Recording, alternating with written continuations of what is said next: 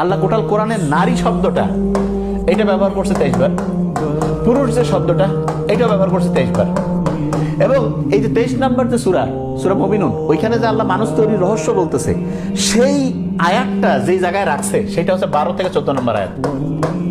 আমি চিন্তা করে দেখলাম যে মানুষ তৈরির যে প্রক্রিয়া, এখানে খুব গুরুত্বপূর্ণ একটা জিনিস আছে যেটাকে বলে ওভুলেশন। এটা ছাড়া মানুষ তৈরি হতে পারবে না, ডিম্বপাত। এবং এইটা সাধারণত মেডিকেল সায়েন্স অনুযায়ী 12 থেকে 14তম দিন হচ্ছে সবচেয়ে পারফেক্ট ওভুলেশনের জন্য।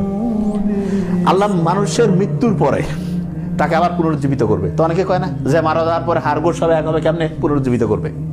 আল্লাহ বলছে যে তারা কি সন্দেহ করে যে আমি আবার তাদের জীবিত করতে পারবো কিনা?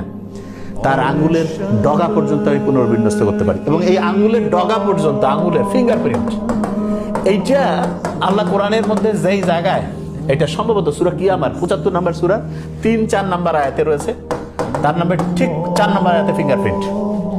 এটা গোটা কোরআনটাকে যদি শুরু থেকে পড়তে থাকে, একদম শুরু থেকে, তাহলে ঠিক যেই পজিশনে ফিঙ্গারপ্রিন্টের আয়াতটা আল্লাহ দিয়েছেন সেটা হচ্ছে 5555।